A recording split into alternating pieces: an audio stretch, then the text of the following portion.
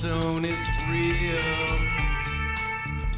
Okay, we are live, 9:33 p.m., October 27th, 2024, the eve of Bill Gates' birthday, the first Q drop, Matt Perry's supposed death date, and a number of other interesting things regarding tomorrow. I think Elvis took the polio shot on TV. Anyway, I'm just looking at my calendar for any upcoming hoax-iversaries. As far as maybe significant dates, I'm looking at Election Day as having an interesting connection between the Batman, November 5th, flood the polls, where they flooded the election and submerged Gotham, which has been reiterated in the last episode of The Penguin. So these fictional universes are colliding. And I think on top of this, we can throw in V for Vendetta. V for Vendetta, which includes Alan Moore's predictive programming for 2020. And the movie has, of course, Guy Fawkes, referred to by, Anonymous. They wear that mask. It's their main icon. So the Q movement actually adopted that mask and the whole thing with the whole aesthetic. So you got this kind of connection between QAnon, a terrorist plot, November the 5th, and the flooding of Gotham at the behest of the Riddler, who is sort of a Q-esque figure. So all of this just suggests a disastrous election day. It might be figurative. Armin Ree, Truth V, J McDirtywork, Josh Lebsock, J Diggs, thank you for joining. Yeah, I think this is the 7th anniversary of Q. It was 10/28/2017. And so that's very significant, I think, for a few reasons. And then we've been talking about this earlier today. I was on with a Fakeologist. And Trump's last couple of meetings, like not the one he just did at Madison Square Garden, but the previous one, where he's wearing a black trench coat, black hat, and they're playing the theme song to The Undertaker, which is an interesting choice. I'll probably get to that. There's a lot of talk right now.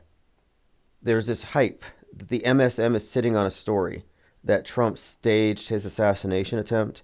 I think it was, Mike Rothschild, who said, don't pay attention to it. But it's reached his level it reached his attention. And Mike Rothschild's this anti-conspiracy theorist, but he's well researched on the subject. Here's what he said. There's no breaking story about Trump staging his assassination attempt. This entire thing started with a Blue Anon influencer and went viral. He did not stage it. 2 people died. Stop spreading conspiracy theories. 2 people died, he says. And this is what prevents a lot of the people who are otherwise aware or willing to admit to themselves that it's a hoax, but they think people died. So now they're suggesting in a lot of the comments that Trump is complicit in murder. So they don't go all the way. They're being guardrailed. And I was putting in my notes here, bloody guardrails, where there are some stories where, were it not for the alleged deaths, people would likely see through it. And this led me to a new axiom for Autohoaxology 101, which I don't know the number, but it's going to essentially state this, that if there's any indication that you're looking at a simulation, then you can assume the body count 0 unless attended by evidence. The burden of proof is no longer yours, especially if there's any indication of fakery, of a simulation, of a drill. So if there's concurrent drills, that casts some doubt. If there's predictive programming, that's evidence of fakery. So in this case, I responded to him with, predictive programming is evidence of a hoax. That is a simulated event presented as real for propaganda purposes.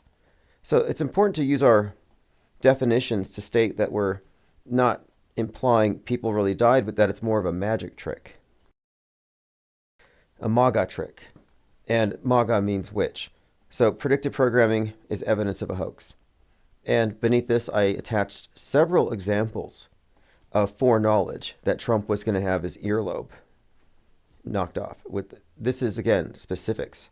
The top of his ear, the Atlantic. And then, of course, the follow-up stage shooting event, the one that they didn't actually get any shots off at the golf course, was attended by a 9/11 Time magazine release, and the cover had Trump backing out of a sand pit, and it said "in trouble," and there was a red flag in the background. And the other night when Trump was dressed in black playing the Undertaker's theme song, he said that we had been at this for 9 years, and in 11 days, we'll know how it's all going to end up. So he threw out this 9/11, and it was kind of almost a sullen speech there. Joined by Flozik, Lane Dion, Frank Murr. Thank you for joining. So I'm pointing out here that predictive programming is evidence enough. It's all the evidence you need to say, I don't trust the story at face value. I don't trust the MSM presentation. I need to subtract what I can't verify.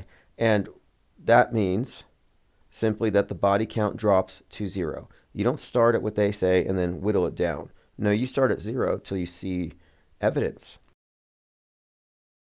And why is it so hard to believe that they would recruit crisis actors to fake die if they're going to go through all the trouble of pulling off a stunt like this that would necessarily involve the Secret Service? And this is why I think a lot of people won't see the big picture. They might believe that Trump is so ruthless he would stage something where people die in order to win some points. They might believe that, but they don't believe, or they wouldn't be able to believe, that this would entail the participation of everybody behind him, Secret Service, many of the photographers, key individuals, such as the one who took the picture of the bullet whizzing by Trump's ear, Doug Mills, who also took the photo of George Bush on 9/11 when they whispered into his ear that a building hit the tower. So there's a great deal of significance here connected to the ear itself. I have some theories, I have some possible explanations as to what it might be, but it's not a coincidence that the same photographer was poised during these psyops to deliver or to get these iconic images. New York Post recently put a cover up where they said they said they're endorsing him, and they said Back to the Future, Trump's face. Now, the Back to the Future series has this character Biff Tannen who's based on Trump. So this is just reiterating something here, that this is a composite character. The previous cover said Braveheart, and it was because Trump went back to Butler. Well, if you remember from the propaganda photography, when he's raising his fist saying fight, fight, fight, it is positioned, even with the flag behind in the flagpole, it looks like the cover of Braveheart. Then you can look at the flag and align that with his face on his Truth Social avatar, which is based on Braveheart, and they called him Braveheart. So again, these are not coincidences. We'll go through all of this. But I'm really happy to see so many people going through X just calling this thing out as fake. But it doesn't matter, as I've often said. If you're on the world stage, if you're in their sim, even if you say something that's true, even if you call something fake that is fake, if you're in their box, you're throwing this fact into the sea of irrelevance. It doesn't go anywhere. It's diluted. That's why we had to break away. That's why we broke up with Trutherville. That's why we've created this schism, and we're deepening the chasm. In fact, a fakeologist has expressed interest in being part of Auto Hoax Con number 3, and this is where we're at. We need to get anyone who is on the same page, who understands the level of fakery. We need to go ahead and aggregate away from the sea of irrelevance. They're all submerged in misinformation, and they can't tell the difference. They can't tell real from fake. And if you're not paying attention, you'll passively accept a lot of visual lies, which are becoming increasingly hard to detect. So if you're not preemptively applying skepticism, you are going to absorb a lot of mis and dis-mal information. There's just no way around it. If you trust the screen, there's just no other way around it. You have to have some fundamental distrust. And I'm not saying everything is fake. I'm saying I am of the opinion that the best position to be is informed. And when you try to inform yourself about some of these questionable events, you find them to be unbelievable. Yet you know more about them than the people who believe these things. So that's why I've coined the phrase low information believers and informed disbelievers. And low info disbelievers are in the same category as low info believers. The people who will just say everything's fake, but they can't put it in context. Yeah, they're in the same camp. But we're fine-tuning something here. We're outlining a philosophical framework based on skepticism. But the framework is basically that Um, you can't trust anything from visual media implicitly. You have to assume fakeability. And this is kind of a sticking point for our conversations about fake space because a lot of people don't want to admit that they're using any fakery in the presentation of the space program. And it's getting increasingly obvious that it is, in fact, making use of special effects because they're stuck in 2015. They have not advanced the special effects on the ISS in like 10 years. I mean, they've added some AVR badly. The hair is problematic, and it looks worse every year. And like, what is with the hair? All this hairspray, and it's sticking up all stiff. But then if you look at movies right now, contemporary movies, science fiction, hair flows. It looks more realistic. And the movies should not look more realistic than the real thing. And it's catching up with them, which is why I think they need to phase it out. And I did believe the Chinese space station would show up and it would be like leaps and bounds ahead of ours and they would take over space because our thing's a jalopy. But no, the Chinese space station is trash. It's a trash can. It looks like you ordered the ISS off of Wish or Temu. Okay, catching up on coincidence. Copacetic says coincidence, eerie, non. Yeah, they always say eerie coincidences. And so getting to the ear thing, you had a couple of things. 7/13 was the date, Julius Caesar's birthday. They did Julius Caesar in the park, the whole lend me your ear thing might tie into this. You had thine ears shall bleed. And then we have this summer, right after the shooting, this series is on Amazon called Batman Caped Crusader. And this was played on AutoHoaxCon 2 by Reverse History. The scene where Rupert Thorne, obviously a Trump archetype, is hit with the razor boomerang that Batman throws, and it cuts his ear right where Trump's ear was cut. I mean, we have so many examples, and these are specific examples. And we're not at the point where these are just eerie coincidences and we're trying to figure out who's doing it. No, we know who's behind it. We know how it works. The same people that implement the staged events, the PSYOPs, are also inserting their messaging into the entertainment, which entertainment is entrainment to future fake news because future fake news becomes what? History. They are making history every day. And by breaking away from the alt mainstream box into the parallel media, we will have a concurrent narrative going along where we recognize what the masses believe and what the subsets believe, but we also know what we know and what we don't find believable. So we have a lot of questions, but at the same time, we're not taking for granted the worldview that's being promulgated because we know that it's obviously fallacious, flawed, lies by omission, commission, uses magic tricks like fake assassination attempts. But the story is, and this has been going around Twitter all day, and there's a few accounts promoting this idea, is that it is known by Democrat operatives that it was fake, and they're somehow going to implement it.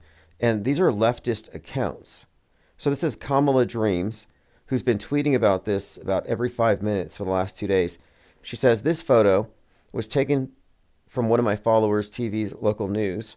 No blood on the hand that grabbed the ear after the shot, but he's got blood even on his lips. Fake assassination attempt. And she goes through a pretty good frame by frame, and she remarks on this photographer whose name is Doug Mills. She says the photographer of the Trump assassination attempt had 1 second to decide to grab his 8,000 shutter speed, as you can see in this video. He had no reason to do the setup to begin with because it's unusual and only used for motion capture at high speeds. So he had the perfect camera to capture the photo of the bullet whizzing by the ear, and he just happened to have it. And then here's a video that Kamala's Dreams posted where it has an individual getting a haircut, and the barber clips the top of his ear, and it looks really just gross. But yeah, so if the top of your ear did get snipped off, it wouldn't miraculously heal in 3 days. Here's another example, a damaged ear, and then the resultant scars. And this has been talked about because here's Joe Rogan during that 3-hour podcast with Trump asking about the gunshot scar, and he's basically he's not calling it out, but You even have a scar on your ear. You got anything on there? I do. What do we say? Let me see. What you got there? So, right over here. Oh, it's a tiny little See, mark. it zicked right there. Yeah. But it healed up pretty fucking good. Well, it's pretty good. Yeah, it's little. it healed up pretty good. I think he compared it. He said it's nothing like what the wrestlers have, referring to cauliflower ear. But yeah, he's not even trying to explain it away. Many more images here. This is Kamala Dreams on Twitter. It's a very suspect thing that the Secret Service was letting Trump get up and expose his head. They had no way to know how many shooters were there. This is not a standard procedure. Yeah, obviously. And there's a lot more. There's so much nuance to this. It's sort of like January 6th. You can find so many stills, so many great iconic shots that are designed to recall images depicting the fall of Rome, classical art. So here's an example. So you're looking at Trump, fist raised, and then look at Braveheart. And remember, New York Post called him Braveheart when he went back to Butler. So here he is, same composition, and instead of a flag behind him, he's got his sword. Now, if you look at Trump's avatar on Truth Social, it's the Braveheart face paint. So you've got the Braveheart face paint. He poses like Braveheart, and he says, fight, fight, fight. And then he goes back to Butler, and the New York Post calls him Braveheart. And then the other day they said, Back to the Future. So here they are calling him Braveheart. And there's a bit more to this, if we get into Mel Gibson, his connection to Jim Caviezel, and Jim Caviezel connected to the Q thing. I mean, it's a small circle of people here. Rogan confirmed he saw a little scar. They had to cover that quickly. Yeah, he kind of did. He had to make sure that it's not called out as a hoax, I guess.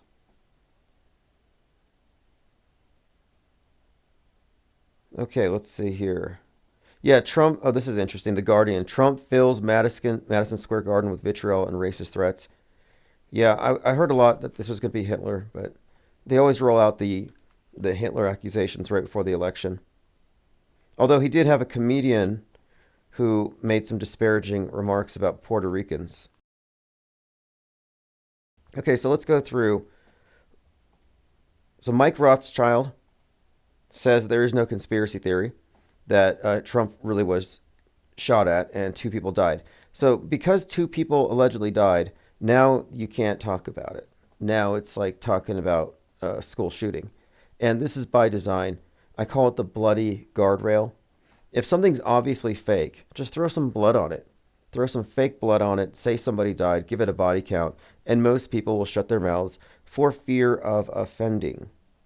Luckily, we're not hampered by that. You have to be irreverent to examine the atrocity propaganda and call it fake. And, people will try to shame you into it. You should be a little more sensitive to the victims. And it's like, well, no, the victims are the people who are the targets of the mind control, including those of you with Stockholm Syndrome who believe all this stuff. Oh, this is nice. We have Grant Cardone. I think he's a Scientologist at Madison Square Garden. He says, we need to slaughter these people. For 50 years, this election has to be more than a victory. It needs to be a landslide. We need to slaughter this other people.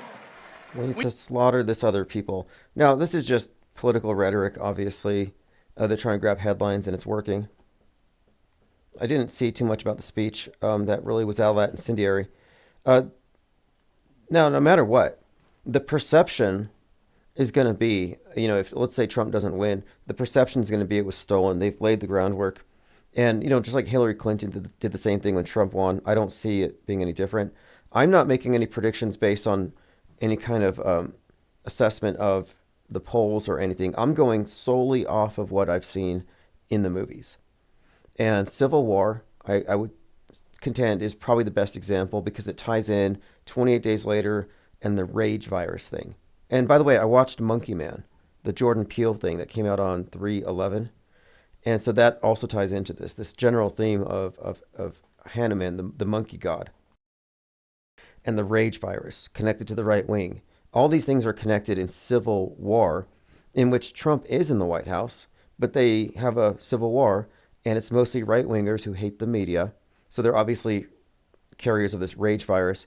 And they go to the White House, the leftists, I guess, the Antifas, and they bring in a black woman soldier to shoot the Trump character. So it's Kamala. So based off the movie Civil War, I'm inclined to say Trump gets in. But then there's a huge schism or division. I'm not sure exactly how that would work, but based solely on predictive programming as a predictive model, I'm thinking he gets in and the left hates it and can't handle it. They're going to January 6th, everybody. They're going to go full-blown QAnon shaman, dress up in animal skins and storm government buildings. When have tantrums ever worked? Algorithm says, Musk did the Masonic distress signal again today and said, I'm not just dark MAGA, I'm dark Gothic MAGA. Yeah, Musk is rather interesting. He's entertaining. He roared. I think I might even have that in my tweet. He roared. In fact, it was on the cover of Drudge. I was like, what the hell is this? Drudge is garbage, but here we go. See Elon roar. Some lefty bought it. They ruined what was kind of a good site. So here you have, and I'm not really believing that Musk is even a right winger, because right today is not what it's kind of a Frankenstein. It's an amalgamation of a lot of things. But here's Musk, who is roaring for some reason. Oh, you know what? It's got to be some kind of World Wrestling Entertainment type thing, because Hulk Hogan was there flexing and roaring. I should have watched it all. I didn't think it was going to be much. I figured it'd be a nothing burger. And one more point, because a big event like this, it's too many people. I don't think you could pull off something huge, as far as a PSYOP goes.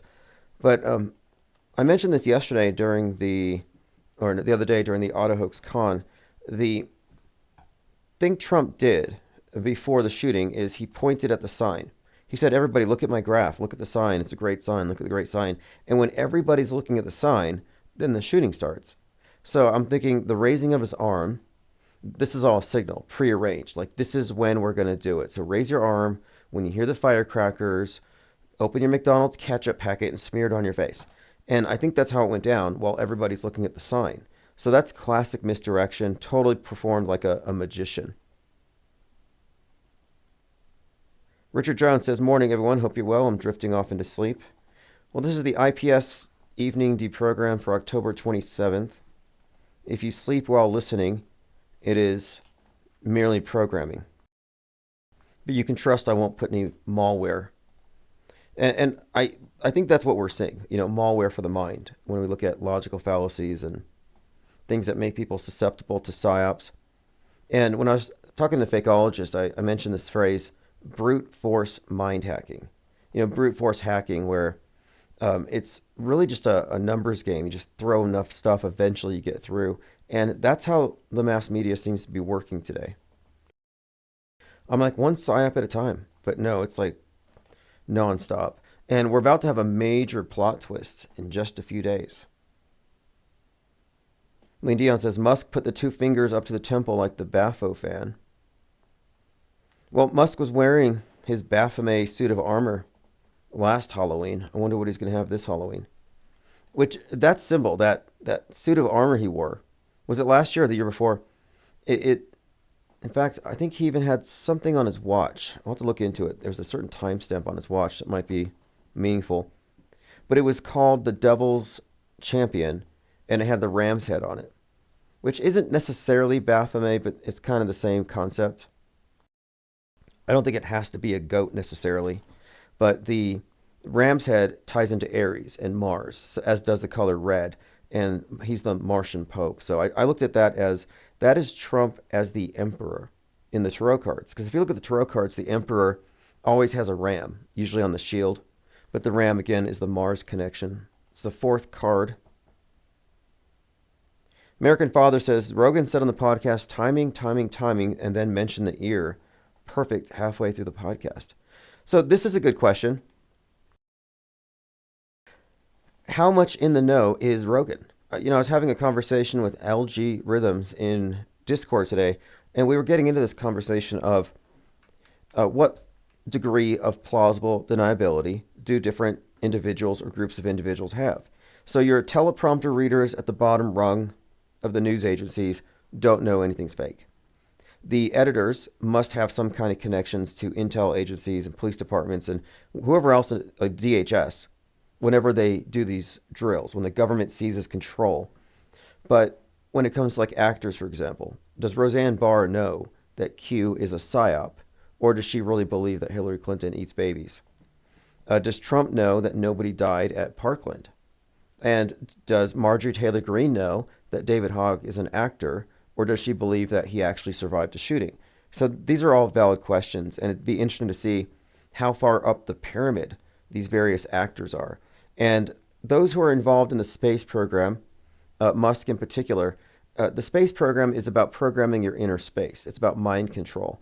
And his position in the space program, and then, of course, the cyberspace, where it's another commons, a direct conduit to our minds, would have me think that Musk is capstone level, aware of all the fakery. He knows probably as much as we do. I don't think he's in the dark about anything at that level. I mean, take, for example, Mark Kelly.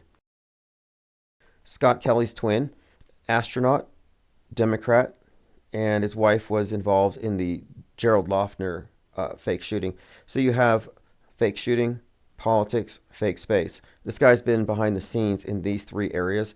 And my contention is these three areas are all the same production company's work. So they fake the same. The fakery is actually emanating from the same source. So you can't separate fake space from the fake stuff on the ground. So anyway, the most in the know would be those in on the biggest lie. Lean Dion says, Rogan is the only recent podcaster comedian that was able to talk as much as Trump, pretty much. All the others got talked over. Basically, Rogan is high up CIA, in my opinion. Interesting. Well, Rogan flipped it back. So originally he said Apollo 11, lots of reasons to think it was fake. And then he backtracked on that. And in his last conversation with Matt Walsh, he suggested that it was faked to trick the Russians. He totally took the Fly Me to the Moon movie's narrative that we had to beat the Russians in the space race. And then you have Tucker and Musk talking about how it demonstrated the superiority of capitalism over communism. So that's the whole narrative of the space race. Now, he even said, or he disputed what Matt Walsh said. Rogan said, no, it wouldn't be easier to go to the moon than fake it, which is what Walsh said. And that's been a standard talking point. Oh, it would be easier to just go to the moon than fake it. Dumb argument. But Rogan said that he doesn't believe it's possible because of the Van Allen radiation belt. He believes it is landable and it is possible, but he believes it hasn't been done. And if it was doable, we would already be mining the moon. So he made a lot of interesting points without sacrificing space travel. So he doesn't go that far, but he went a little further. And that's nuance. And it is definitely, in my view, tied into the soft disclosure PSA called Fly Me to the Moon, where they pretty much admit the rationale for faking it. And then think about this. If landing on the moon was such a big deal, real or fake, that it would determine this global paradigm and who's superior, then the space program cannot be separated from propaganda, which works on the mind. So when I'm saying that the space program is about mind control, it's about worldview, fundamentally. But the fact that it had this propaganda utility is true. But what's not true, in my opinion, is that it was simply to trick the Russians, because the Russians are obviously faking space too. The propaganda victory was over the masses, who were collectively brought into this alternate reality. And it hasn't stopped. Every subsequent mission, everything in space, is a propaganda victory, insofar as it reinforces their model. And even if somebody proves unequivocally that the ball is 25K, spins 1,000 miles per hour, and everything else, and I have no problem with this proposition, if that is the case. But if it is the case, it doesn't change the fact that Earth, as represented by the space agencies, has all been crap, CGI, composites, Photoshop, and just art. So what's behind the artifice? What's behind the facade? Are they hiding a continent? Which is possible. They could be hiding a continent so that when Jeff Bezos and these other space billionaires decide to become trillionaires and they start mining, they'll say, oh, this came from an asteroid. Now, it probably came from somewhere that we're not privy to. So it could just be a cover-up. And if that's true, all the people who defended the cover-up should feel really bad about it. Okay, let's see here. Oh, yes, Tominoid 3, the Interstellar defense. So I haven't seen that, but I heard Interstellar. I've seen the clip where they're talking about how the textbooks had to be updated to reveal the truth later. And if that is true, if this is the tack they're taking, they're probably waiting until the astronauts who are part of it are gone. Which, I used to ask, who's the better actor, Buzz Aldrin or William Shatner? And who's the better astronaut? And I think it's the opposite. I think that William Shatner is a better astronaut because being an astronaut is just simulating space, and he has more mileage. Whereas Buzz Aldrin just had one role, and he stuck to it this whole time, but he has limited experience in space. He's only been to the moon. So I'm kind of thinking that Buzz Aldrin, better actor, staying in character for life, and Shatner, better astronaut. Okay, let's take a look here. Now, I have election fatigue. I'm seriously considering taking a hike and leaving on the 5th and leaving the phone behind and then coming back on the 7th. I mean, the reason I probably won't is just in case. I don't want to miss anything. I mean, we were live when Trump got his ear piercing. We were live at 6:11 p.m. when it happened. And speaking of 6:11, as you recall, I've been saying since before this event happened that number has very particular significance to the right-wingers. It's got the biblical connection that is often cited. And I've heard this for years, the so-called armor of God. But it also has other connotations, which we often talk about. But I was saying it's only a matter of time until they start referencing that number and kind of like synchromysticism, trying to attach biblical significance. Like, here's proof of the hand of God. And Jack Posobiec posted something today or yesterday where he's citing that exact verse, and he's trying to draw people to conclude that this was God. God's hand blocked the bullet. And I see, this is another thing. Does Jack Posobiec believe this? Is someone at his level in the dark and just drinking the Kool-Aid, just a higher dosage than everybody else? And I'm going to say no. I'm going to say no on that. I'll find that clip. This is posted by Leo Pirate. This is a great find. Silent Hill 2 remake was released on October the 8th. And he brought this up because last night someone was just describing how sick they are of all these movies. He's like, is auto-hoaxing just looking at movies? And I'm like, no, it's actually looking at the propaganda as a unified whole, and we have to know what is being dumped into the collective psyche. And I will take a hit for the team. I'll go watch Barbie. I'll go watch garbage movies just to analyze the propaganda. And I'm not all that versed in video games, so I like the fact that we do have some video game aficionados who share their findings with us. So here's one from Leo Pirate. Now, I have not played this game. Silent Hill 2 remake released 10/8, so it's recent. The note was posted on the original PlayStation. Before entering the prison, a note can be found. It says September 11th, 1820. Silent Hill was released September 2001, the same month as the September 11th terrorist attack. Eerie coincidence.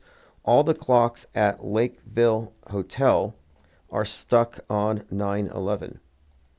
So the predictive programming is pervasive. It's not just movies. It's also the video games, it's the comics, it's the books, it's the children's books even. I mean, wasn't the Cookie Monster taking a bite out of the Twin Towers? And then Reverse History played all kinds of clips of cartoons that have all these things as well. So here's one of the rumors regarding Trump. Rebecca Jones tweeted this. A friend who works in one of the newsrooms that pitched the Trump story says it wasn't about a minor. They said it was about the staged assassination attempt in Butler. But everyone is too afraid of political retribution to touch it. So the rumor going around is that the Democrats are sitting on a story that could sink Trump, but they're afraid. They're afraid of retribution. I don't buy that. J. Dick said, I'd go clear your head in nature this week because election week is going to be lit. Yeah, here's the thing. I don't want to be synchronized with the mob, which they do with every psyop, but I don't want to be on the same page because we don't know what's going to happen next and everybody's waiting. I don't want to plug into that, whatever they're creating. This is going to be obviously as dramatic as the last one. And obviously there's going to be a sea of memes afterward. Okay, you got a clip from the game in Discord. Okay, thank you, Leo Pirate. I will pull that up. But no, media skepticism is not watching movies. It is being aware of the environment, the media environment that everyone exists in, the simulation. But really, this is a philosophical. Oh, here we go. I found it. This is the Jack Posobiec thing. It's really a philosophical difference between how most people consume media. It's active rather than passive. Okay, here we go. This is a clip. This is not what Leo Pirate alluded to. I'm still looking for that. Okay, I found that. That's in Think Tank. But let me play this clip. This is Jack Posobiec, and he's hyping up this thing about Ephesians 6:11. Grace Chong is on with us now to talk some more about not just the kinetic elements, the physical elements, the financial elements. We know about that, the cultural, the social, the political. But Grace, this is more than just a physical election. It's more than just a physical fight, a political fight. There's something else going on the spiritual level as well. Isn't that right? Absolutely. It's a spiritual war. Hi, Jack. Thanks for having me on. It's so important for Christians and Catholics to just go out to vote, to remind your church members. And I wanted to bring this up, and Jack, it's in your book, about Ephesians 6:11. And it was Trump's first assassination attempt. So if you have Christian friends or friends at church who are uncertain about Trump, just remind them of the shots fired at 6:11 p.m. Okay, so if you have Christian friends who aren't voting for Trump, bring up the Bible verse and show them that Trump was shot at this time and it was a miracle from God. I mean, this is very anti-Christy, if you ask me. But here you have a diagram of Trump turning his head to look at the racist diagram or xenophobic diagram, and just as he turns his head, and they've modeled this thing, and this could be the computer model they used to war game the thing. I mean, they must have rehearsed this many times. And share Ephesians 6:11 with them about putting on the armor of God. You can see, I just wanted everyone to remember that moment. And then remember, 84 days later, at 6:11, they replayed that moment. They did a moment of silence. And then they had a male singer, perform Ave Maria, which is what the Riddler was singing in the movie. And Thomas Crooks looks exactly like the Riddler. He's been described by the media as an enigma. The Riddler's name is Enigma. So again, more Batman universe connection to this psyop. And then I mentioned Batman Caped Crusader, another reference to the ear wound. I'm going to have to do another list because I have the top 10 favorite Donald Trump head wound predictive programming examples. I can do about 10 more, including from Megalopolis. But yeah, I'm going to have to do a follow-up article because there are just so many of them. And predictive programming is evidence of a psyop. It really is. There's a continuity between the predictive programming and the event, oftentimes between the directors. We can ascertain who directed what fake event. I mean, Kubrick, give him 9/11 for sure, Apollo 11, the JFK assassination. But we have lists, and we've been examining this stuff for quite some time. So the existence of predictive and even more damning concurrent programming guarantees the event was fake. Or it should shed enough doubt. If you have any kind of benefit of the doubt for the media, just drop it. I mean, the death toll should be 0 until proven otherwise. We have figured out how they have hacked the mass mind. And they have. They have superimposed a simulation that creates this mental model we live within, and it matches in most ways. But the media is a liar, and it's a very sophisticated liar. And good liars know that if you lie with every breath, nobody will believe you because you're crazy. But if you lie strategically when they're vulnerable, knowing their weak points, their vulnerabilities, well, then you get away with it. You can gaslight them into an alternate reality. And that's where we are. She said spiritual war, hi, Jack. But she put it all together. It did sound strange. And that's Jack Posobiec, Jack Pizzagate. He started Pizzagate. He's a big proponent of satanic panics. He thinks that we're due for a new one. He's pretty high up in the realm of right-wing politics. In fact, it's rumored that he was going to hire Marcus Goldfinch from George News. These people are all connected. Okay, here we go. Silent Hill 2. This is Leo Fiend. We have a short clip.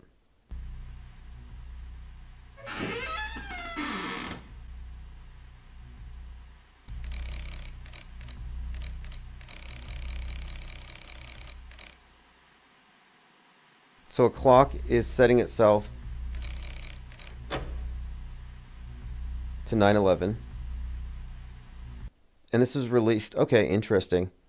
Silent Hill. Yeah, video games as well. I mean, I think the video games are even more immersive than anything else. And so it doesn't surprise me. In fact, Call of Duty just came out with something. Anytime these big games come out, you need to pay attention, I think, to the subtext, the narratives in the game. So, for example, Modern Warfare 3 comes out on 10.6, then 10.7 happens. So as 10.7 is happening, you've got millions of people plugged into a video game, which is going to now make it very easy for them to imagine that what they're seeing on the news is real. And if you'll notice, like since Ukraine, Russia, there's been a lot of reports of people mistaking video game footage for war footage. They can't tell the difference, and they don't care. They share what supports their side. So I stopped paying attention to it or trusting it at all. Joined by Adaptivia from Twitch. Thank you for joining. Okay, so let's continue.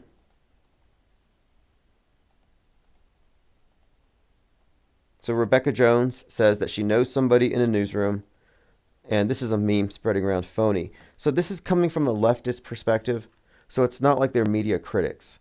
These aren't auto-hoaxers. These aren't even conspiracy theorists.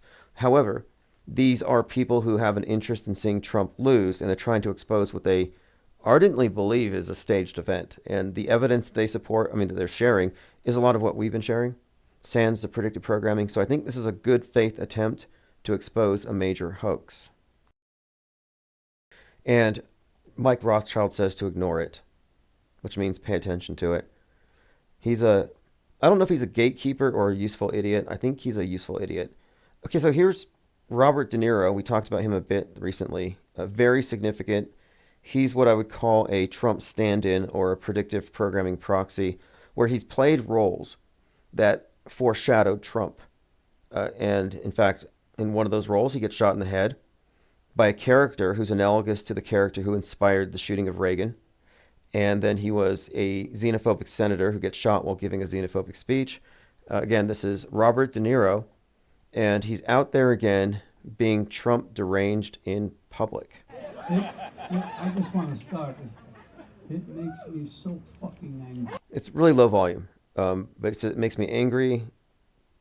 Basically a foul mouth. Robert De Niro makes me angry. We're talking about a POS like Trump. But the reason why he's out here, I believe, is a completely contrived part of a PR stunt, and it synchronizes his body of predictive programming with what's happening right now. And then he's outside of the courthouse where, of course, Joker 2 was being filmed, where the audience was kind of confusingly merged with the real event of Trump being on the inside.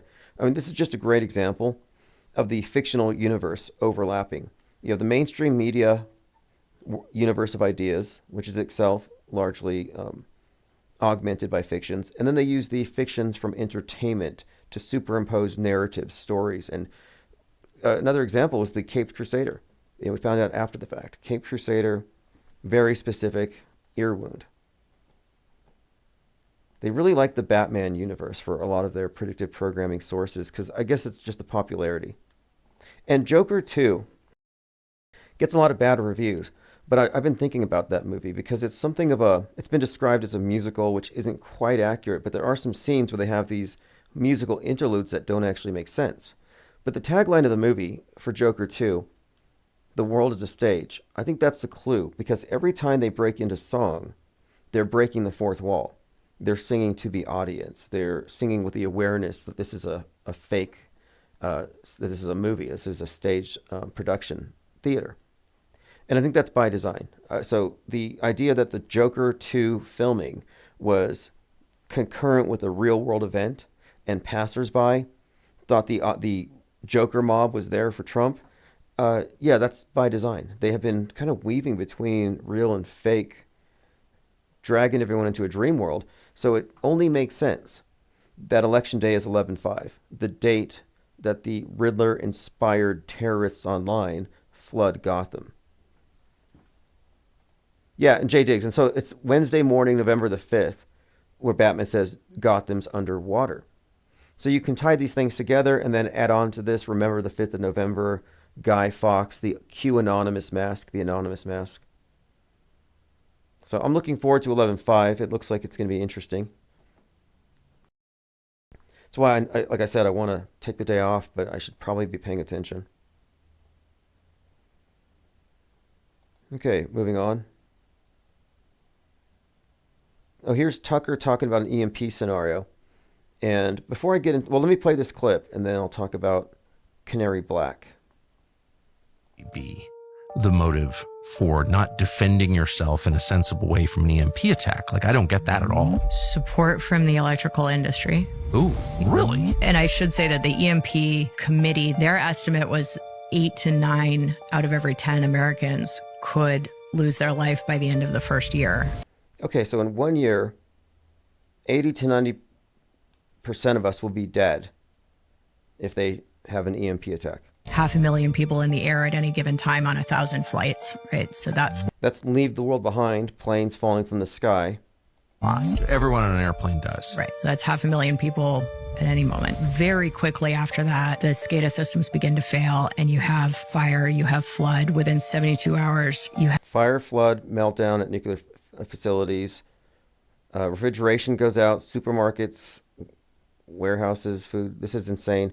So this is Tucker's take on it, basically saying, you're not going to have medicine or clean water. We're all going to die. applications, no access to law enforcement and no clean water and no food. So the threats to the grid and to the lives of 350 million Americans are completely real and in some sense imminent. Like, we know this is going to happen Right. at some point. Imminent, it's going to happen at some point. So this is a clip, again, Tucker Carlson, that's circulating. And last night I was on Amazon just trying to see, okay, what is the #1 movie? Because I think it's useful to see what everybody's looking at that moment. And the #1 movie was called Canary Black. Canary Black 2024 action thriller spy film stars Kate Beckinsale as a CIA agent on the run. And it's the #1 movie right now, a week before the election. And we've been talking about this exercise for, I think it was some kind of a cyber attack exercise scheduled for the 5th of November. So there's, and in fact, I was talking about this with Fakeologists today, that November 4th, 5th, and 6th, or 5th, 6th, and 7th, there's this scheduled like cyber polygon like drill being set up, and yet they removed November the 5th, which is kind of interesting because cyber polygon was canceled and the real thing happened that day. Well, Canary Black, and this is a spoiler alert for the world stage, obviously the movie as well. But you have the character, the main character, and then a strong female protagonist, and the bad guy looks and sounds like Vladimir Putin. So it's pretty obvious. That's who it represents. And it's about a digital nuke. So a digital nuke, as in some kind of computer virus that shuts down everything. So just like an EMP, but instead of requiring a nuke, it's just a sophisticated computer virus. So again, it's called Canary Black, came out just a few days ago. And since it's the #1 movie, I watched it just to see what is the main idea being put out there. That we're all vulnerable to a hacker that could at any moment pull the plug on everything.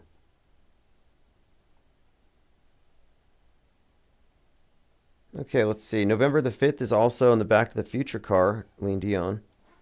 Yes.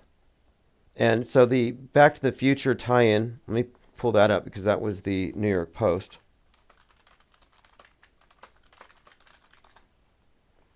Back to the Future, it's basically an endorsement of Trump. But why would they take that particular phrase? And this is the month, I think it's the 35th anniversary.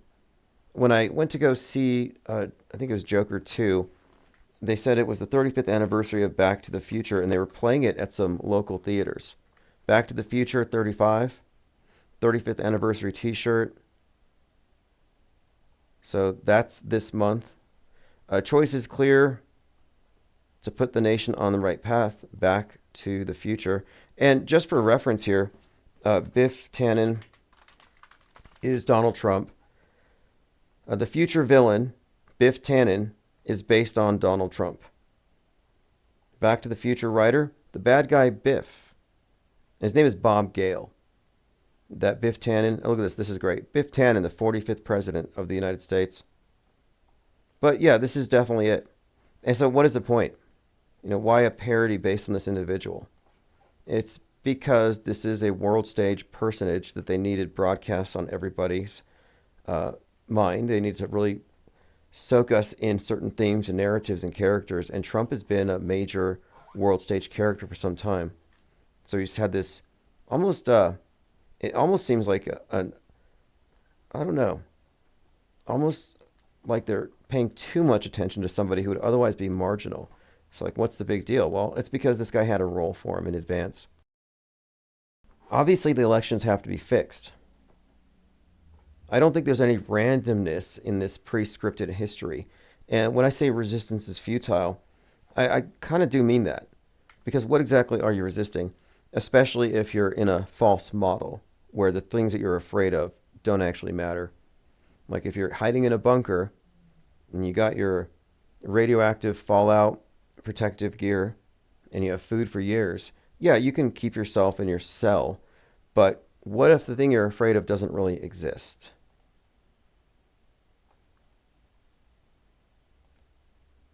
Okay, moving on. Paul Scarpelli says, I'm not a conspiracy theorist, I'm a pragmatist. The shooting was staged. Trump broke a blood capsule behind his ear, and a few hapless victims gave their lives to add authenticity. Secret Service was complicit. The odds of a grazing that light are minuscule. So, take the fact here that the odds of such a grazing would be minuscule. And just extrapolating from this, it would have to involve the Secret Service. It couldn't really be a real shooting. Or if it was, then they were all complicit in a murder. And that's where a lot of people, that's why you put question marks. Hapless victims gave their lives. I think a lot of people are still stuck on the presumption that people are dying. And so what I said was, nobody died. It was a magic trick, a simulation. Not even the shooter died. Occam's razor. So Occam's razor at this point, and I think this is what we can really, the law of parsimony, just get rid of the extraordinary circumstances or leaps of logic and just go with the simplest explanation. It's more likely it was all staged than it would be in any way what you would have to consider to be a conspiracy that involves murdering people in order to score some political points. I just don't see the payoff for anybody there but Trump if such were the case. But when you look at the scenes in its entirety, including all the photography, it's pretty clear there was some pre-production involved. The photography that shows the bullet whizzing by the ear, yeah, that's something that would have been pre-produced. Jay Diggs says, the lady talking with Tucker was ex-CIA and daughter-in-law of RFK Jr. and his campaign manager. Tucker's had many shows about EMPs, including Dennis Quaid. Okay, Dennis Quaid. Interesting. Now, EMPs have been a reoccurring theme here for some time. The Godzilla movie and Ghostbusters, Frozen Empire, New Empire. I noticed the word empire and EMP have been correlated, and I think it's because the New Empire begins after the EMP. And that was the message in Megalopolis. After the Russian satellite, and they're suggesting it was some kind of nuclear weapon, after the satellite destroys Megalopolis, then they start over with the one world order. The pledge to humanity replacing the Pledge of Allegiance. So here's Dr. Phil running. This is damage control, or rather, this is guardrailing. This is how they control the fakery. They keep people from recognizing the extent of it. This is the bloody guardrail I've been talking about. Dr. Phil just put this out. The government is manipulating our reality, the controlled narrative. Now, he's talking with a woman who believes that all of the mass shootings are staged. The problem is she believes that they're really killing people, but that they're staged. So she calls these false flags and assumes the shooters are mind controlled and they are then nullified after the fact. So her story is actually a little more disturbing than the mainstream version where just some random person pops off. No, this is a government conspiracy to kill their own citizens, to convince the citizens to disarm. This is the Alex Jones narrative that he's been spouting for years, but this is a viewpoint that is outmoded. And honestly, any truther still thinking along these lines is 10 years behind. And she says this, false flags. This is why I say that the term false flag needs to be removed from your lexicon, because false flag assumes people died. So then, as she's talking, Dr. Phil gets mad at her because she's offending the victims and their families. And he chastises her for it. And she says, well, I'm sorry, I apologize for it, basically. So she is apologizing for having to say something so offensive. And this is where I would veer and say, no, fake dead people's lives don't matter. You have to be irreverent. You have to assume that nobody died until there's evidence otherwise. But you lose the moral high ground when you concede that people are dead. And that's what he was emphasizing here. That because she's taking the position that this was a staged event, now she's saying something offensive and she looks bad. And I think this is, again, a foot bullet. There's no reason to adhere to this outmoded narrative that people are really dying. But this character is, if you ask me, in all likelihood, some kind of an operative in order to maintain the controlled dialectic, which leaves outside of their possibilities that this could have actually been staged. So let me play a short clip. This is Dr. Phil. Explanation of phenomenon is often the best one. And you're saying that these mass shootings are some kind of government conspiracy to control us and make us dependent on the government by giving up our guns so they can control us completely, correct? That's correct, yes. Okay, and that is exactly the Alex Jones talking point, and I'm saying, no, it's outmoded, and it doesn't matter if they take your guns because they've already taken your minds. This is just one of these scare tactics, and it doesn't really mean anything, but it ties into Waco. Because at Waco, the government was going to seize the weapons. That's where Timothy McVeigh and Alex Jones got radicalized, and that's where Trump kicked off his last campaign. So this is all connected. The truth or narrative regarding mass shootings is inextricably connected to Waco. It goes back to that basic narrative of the turning point, the Turner Diaries, which motivated McVeigh. But the turning point being when they come to take the guns, that's when 1776 commences. So let me go ahead and play this clip where he's chastising her for disrespecting the victims. Children to advance gun control. And the reason I'm focusing on that is because that is an insult to people that have lost children. It's an insult to people that have suffered. So I would cut him off and I would say, no, it's insulting to the millions of victims of mind control and atrocity propaganda who have been fed misinformation to terrorize them. They're the victims, not the fake dead people. But instead, this truther who thinks that this is a real event is going to apologize. Or the pain of all of this to muddy the waters by saying their own government is in there shooting their children.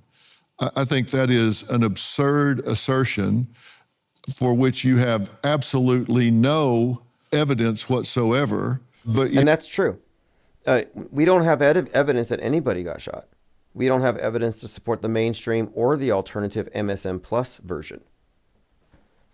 And this is consistent with any of these mass events. I don't even know which one they're specifically talking about.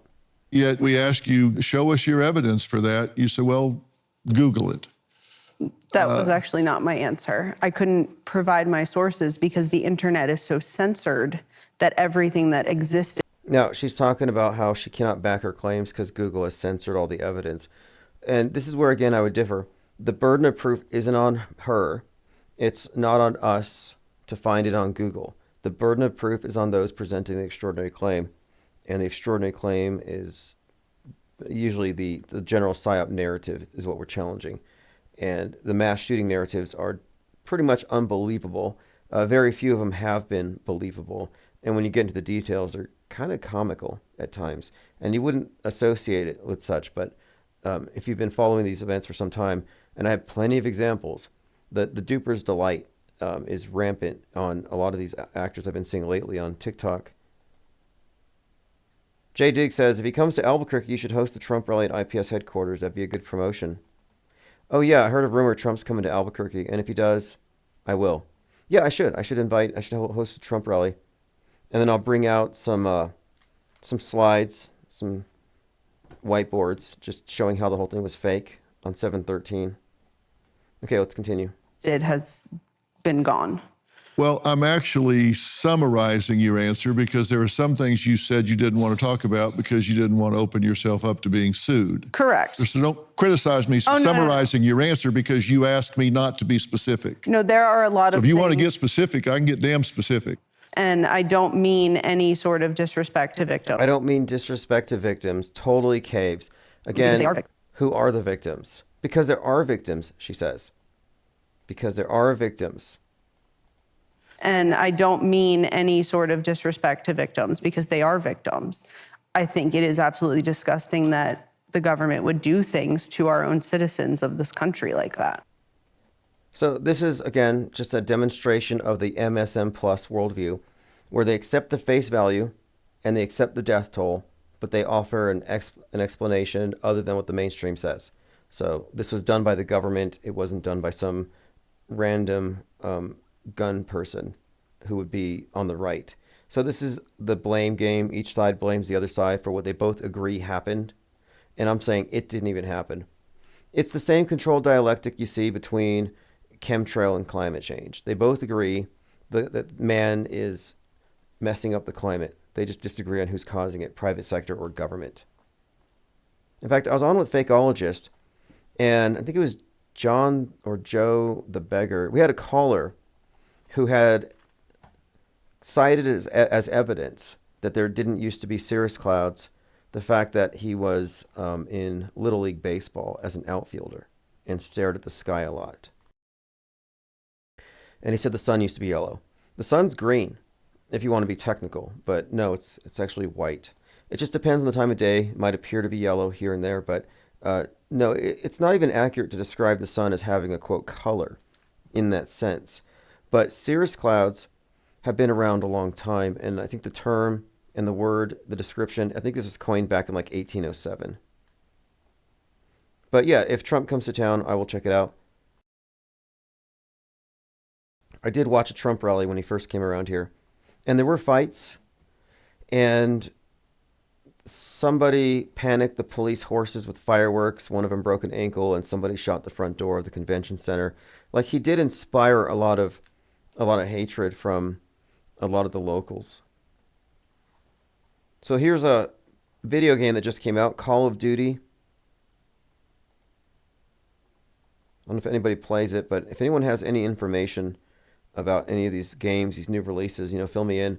Another one that I talked about recently, I haven't played it, is Black Myth, which connects with that entire monkey god concerted messaging they've been putting out there regarding this disease X rage virus. Joyful America says, that guy really died. Okay, this is it. We were talking about this Trump thing on this thread, and I said Occam's razor, it was a PR stunt and a magic trick, nobody died. The fake death of the fireman is intended to block people from looking closer. So I'm going to change tonight's live stream title to Bloody Guardrails,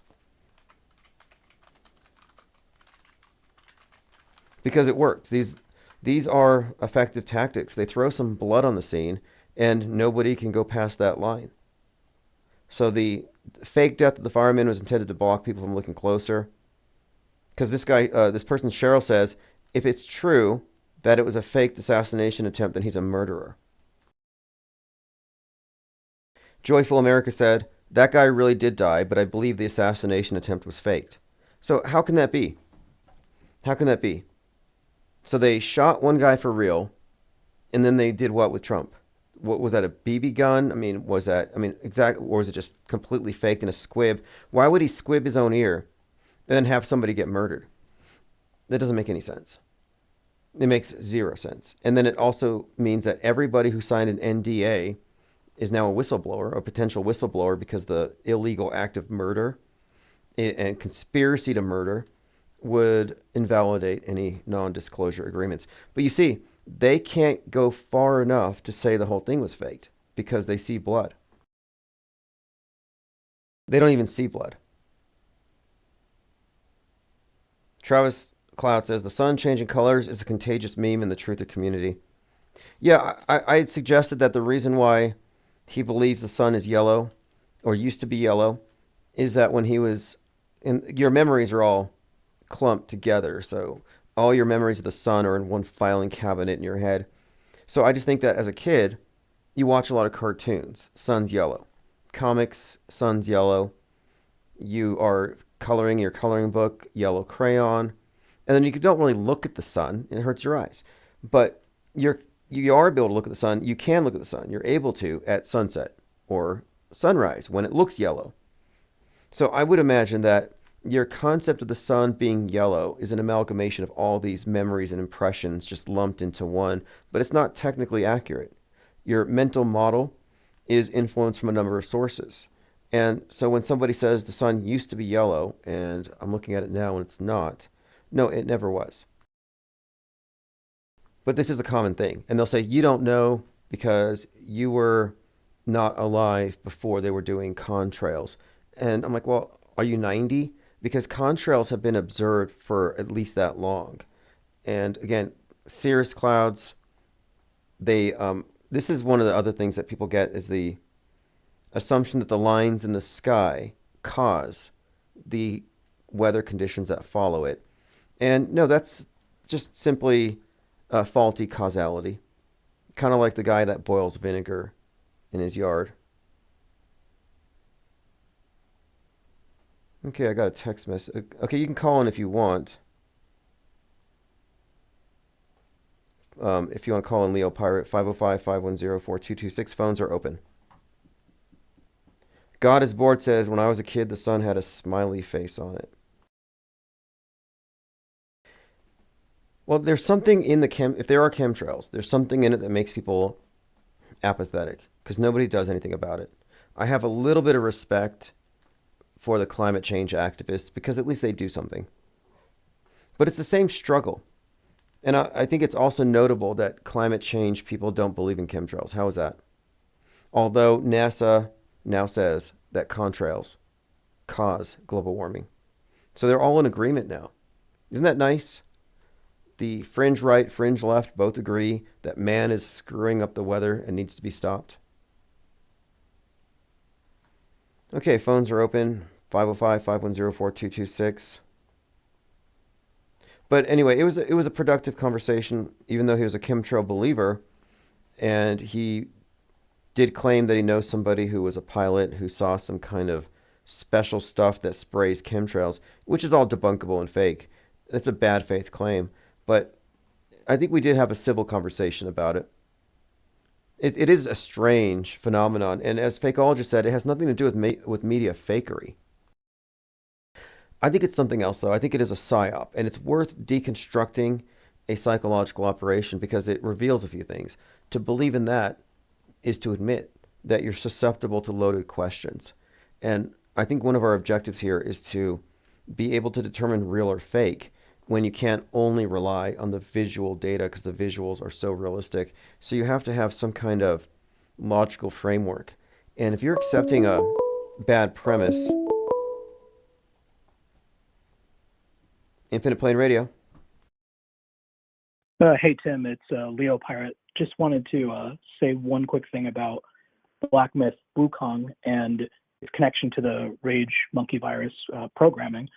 I myself haven't played it, which is pretty funny despite all the buzz around it, because this is an example where the media or the news mixes in with the release of the game.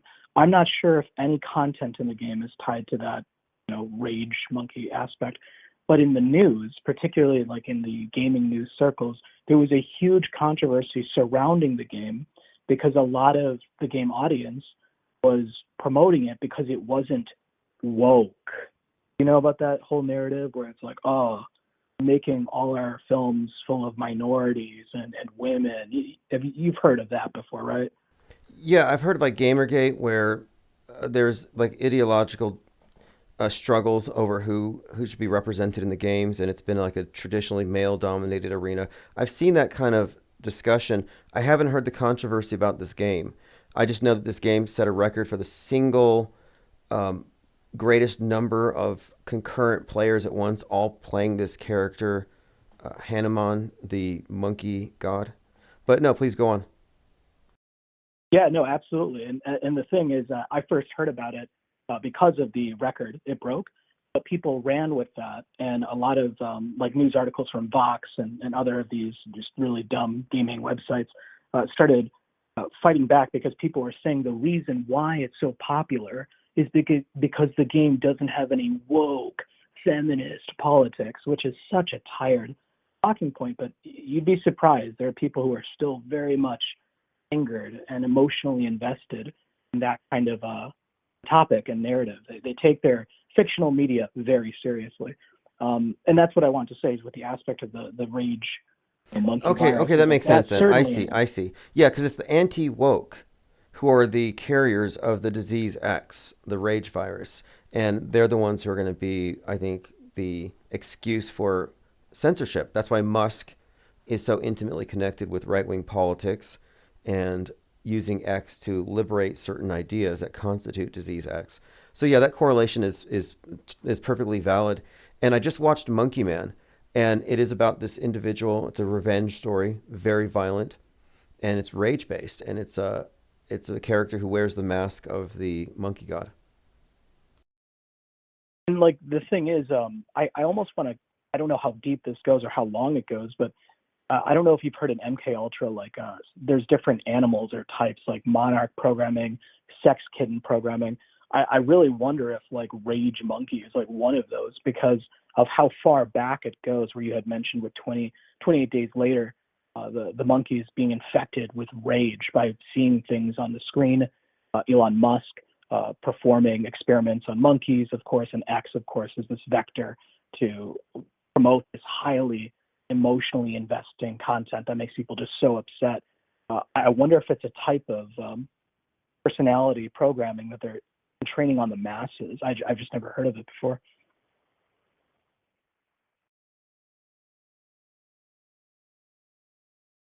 I think the key to understanding this is the Monkey Man movie I just watched is Jordan Peele. And he did the movie Nope, which has this killer chimp. And he says that Nope was inspired by the George Floyd spectacle, which I guess would include the video clip that triggered the riots. So if you put it all together, the rage virus is communicated how? Just like in 28 Days Later, through the screen. The apes contracted in the laboratory, the TV screen, by watching so much violence. So I think what they've been conveying here in the bigger picture is that the vector for disease X is going to be the meme, the thought crime, or the mind virus that turns people hostile.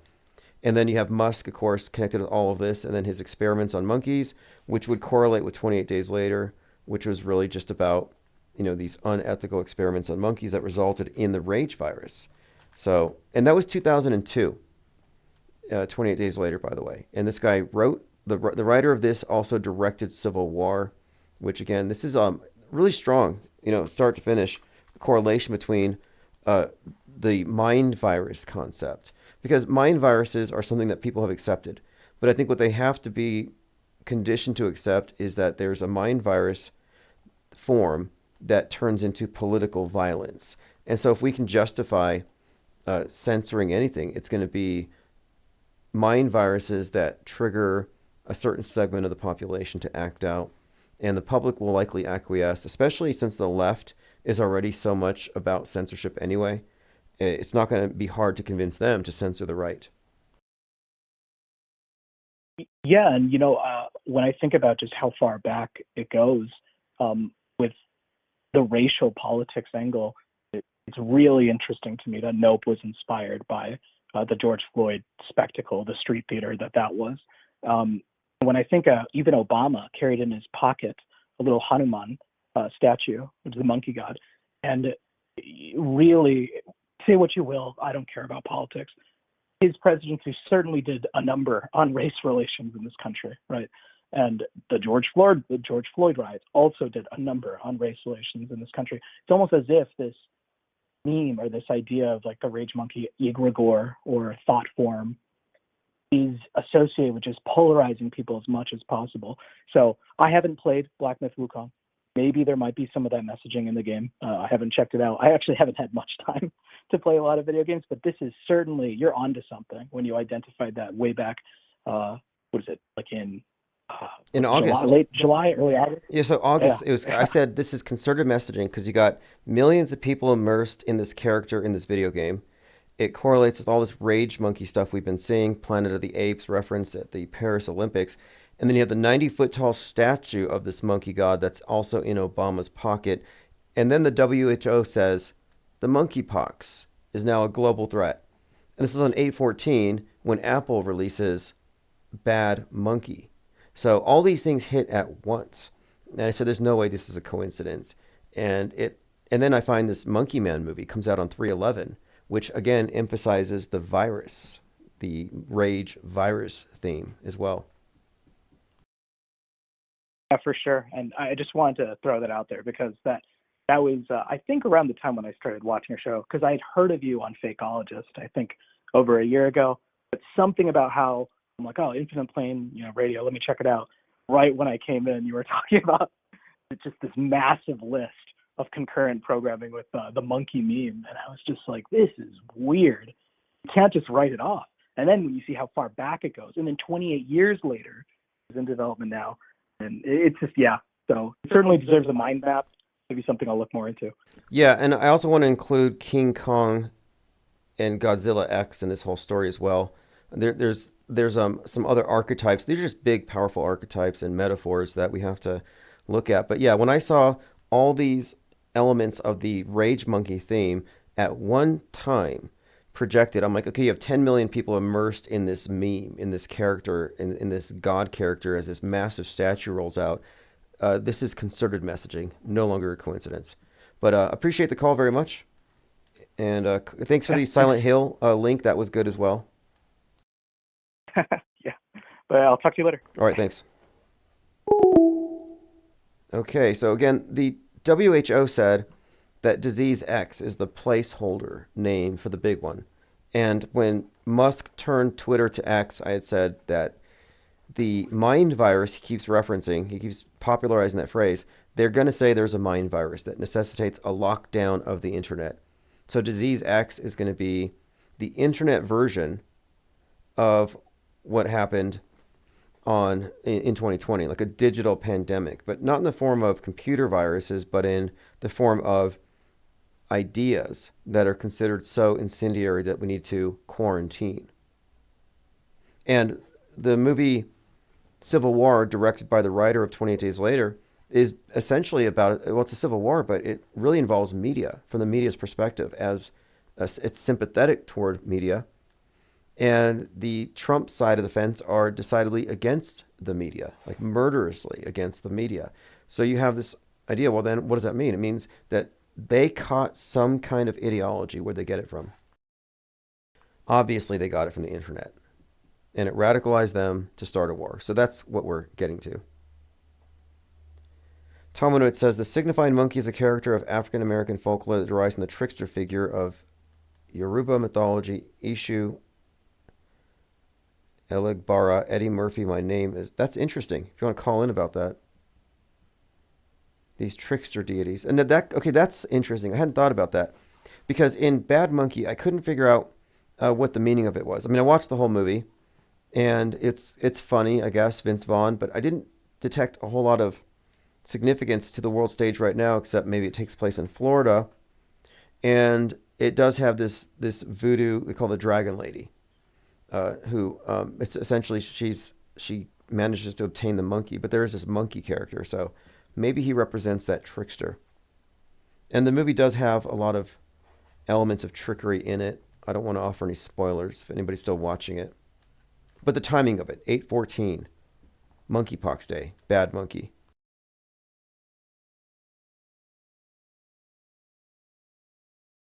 Okay, so let's move on.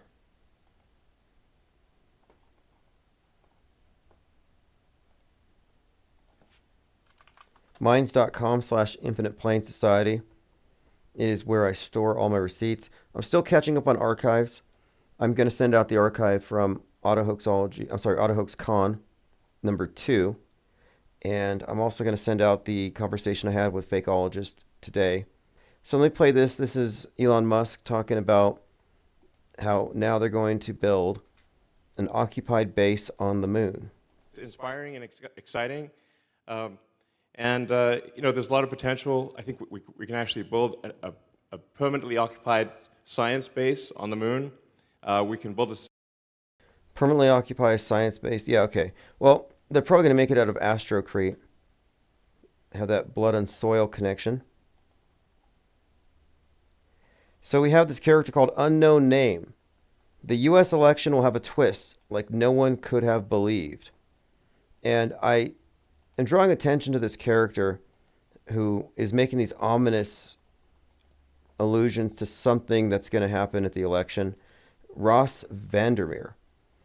And I noticed that he puts the skull and 2 bones in his quotes here, in his little tweets. And then he tweets this Skull and Bones Society stuff. And the only reason I took note of this is Laura Loomer's hyping him up. And Laura Loomer has been tracking a lot of the predictive programming for Trump for some time, which tells me she's an insider to the incoming PSYOP. In fact, she jumped on the stage during the performance of Julius Caesar, telling people that they were going to incite something. So I saw this. This was sent to me by Messianic Charlatan. This is a drill going on right now. I believe this is in... I think this is in New York, but 240 police officers participating in a staged mass stabbing attack to test the skills of the first responders. Now, there was something in Belgium that had like 1,000 people involved, 1,000 casualties, but 240 police officers. It's interesting to look at this just for the scale of it, the scale of fakery, the amount of money that goes into it. The thing we often talk about are the concurrent drills that go along with these psyops. And anything they can simulate in a mass casualty drill, they can simulate in front of the news production companies. Plain Decoded says, sometimes I feel like Cypher and I want to be put back in the Matrix. I kind of understand what you're saying. I mean, I don't lose my enjoyment of any of the movies or the fake news. I don't feel like I've lost anything except for literal belief in a lot of really bad ideas. But would I want to go back to having a blue pill perspective? Probably not. I think it's too blinkered. It's too controlled. I would rather have, I don't know, I mean, like, it's not enough to just think for yourself. You have to be able to perceive for yourself. So I don't want to lose that. I'm not really interested in being put back in the box. And I don't even think it's possible. Although you can tune out, here's the nice thing about this, is if you're not following the 24-hour news cycle and believing it as it is broadcast and reacting as they tell you to react, if you suspend judgment, you can take breaks. You don't have to watch it. You can categorically debunk things. You can say, well, I'm just not going to pay attention to the fake news. And you will only have missed fake news and psyops. So I'm not opposed to taking breaks. But as far as going back into the matrix, it's too late. The off-world stage perspective gives you an overview effect that you can't really undo.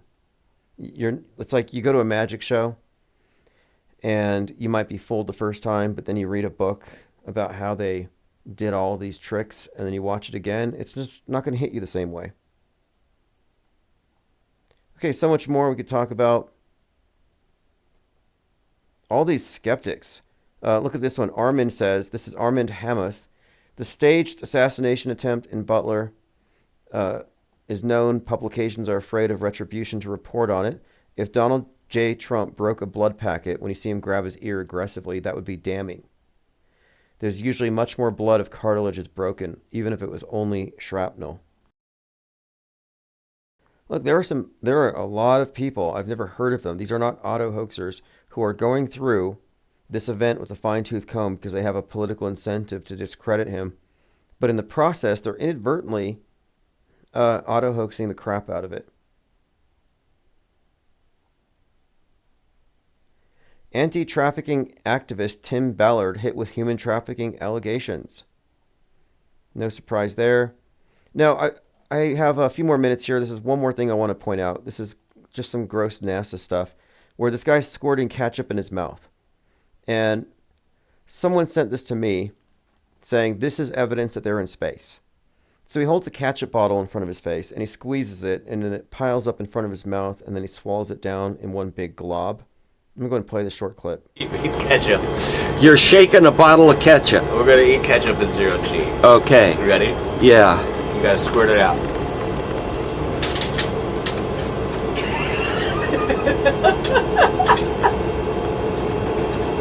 Okay, that is so obviously CGI.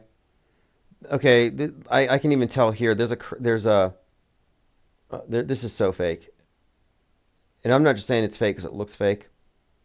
There's a few other things, but I'm looking at it now and it doesn't even look like it's real. But so he's squirting this ketchup. This is to prove that he's in outer space. I don't know why he's wearing a hat. I don't know who this is. Like, how many astronauts do they have up there? So I'm looking at this, and someone is sending this to me as evidence that space is real. And so I guess my question is, can you show me any video from outer space that could only have been filmed in zero G? Is this something that could not be replicated on Earth? Can anybody honestly tell me that this is a trick that could only happen a couple hundred miles away from the Earth? That zero G makes this possible, but this would not be possible on Earth in any way. Could Penn and Teller figure this out? Could David Copperfield figure this out? Could any video editing expert figure out how to replicate this? Like, why is this mind-blowing to the glurfs, to the globesters? Like, no, this is mind-blowing evidence that we're in a craft going 17,000 miles per hour, 184 miles above the Earth, orbiting and bouncing off of the residual atmosphere 23 years straight without ever tilting or rocking. No, this is evidence. I don't know. I'm just not impressed. Is anybody here impressed by this catch-up thing? Rumble Tumble says, most obvious CGI I've seen. You think they would try a little harder? Yeah, they're convincing children, I suppose. This is ridiculous. This is like a childish little trick. There are so many things they could do if they wanted to prove space to be real, but to our standards, but they'll never do it. So how is he performing this stunt? Is the camera perhaps tilted? Is the stage rotating like the one in Inception? There has to be a rational explanation for this. But Occam's razor, what's more likely? Given all the fakery that precedes this, I'm just going with fake until proven real. But one other point. When you tell one of these true believers, I think this is a magic trick, they'll say, well, how was it done? If you can't tell them then and there how it was performed, then they expect you to default to just go, okay, then it's in outer space. I don't know how he did the trick, so it's magic. That's not the standard. If you're at a magic show and you can't reverse engineer the magic trick from your seat, you're not obliged to admit that it was magic. I guess I saw some real magic because I can't figure out how he pulled a quarter out of his assistant's ear. No, that's not a logical leap. You can say, I don't have enough information to tell you how it was faked. And that's where I'm at now. I know this is fake. I don't have enough information. I have a few ideas, but I think the most likely explanation is AVR. Augmented virtual reality. So he probably did squeeze a ketchup bottle. He did hold his mouth open. And then this is done in post-production. Simple. And looking at it in slow motion, it doesn't even look like it's in the same room as him. Something's off here with the reflection and everything. And the way it moves, you know what? I've done enough video editing, and when I see like an artifact like this, this is superimposed over his face. It's not in the same shot. Okay, well, Diana South says, I'm glad you watched the concurrent programming so I don't have to. Yeah, and I'm glad that there are people immersing themselves in video games and other media that I'm not involved in, because we want to get a full spectrum perspective. We want to see all of it in all media. And concurrent programming is damning evidence of impending fakery. As are drills. I mean, drills less so, but drills do indicate fakery is coming. But I do argue here that predictive and concurrent programming are evidence of a hoax to come, that psyops imitate art. So we're watching the art. We're watching the propaganda, and we're using that as a basis for predicting incoming psyops, not incoming real events. So again, life may imitate the psyops after, but the psyops are definitely imitating the art. And that's the idea. These are influence operations. American Father says, where's his shadow? Forehead shadow from the hat, no body shadow on the wall. Yeah, the shadows will often give these things away. Good point there. I don't find any of this to be believable, honestly. I think it's insulting. Anyway, this has been great. Thanks for all the comments, and I'll be catching up with the archives here very soon. We'll continue this conversation tomorrow. There's an interesting week ahead. This is Auto Hoax, Chief Crow.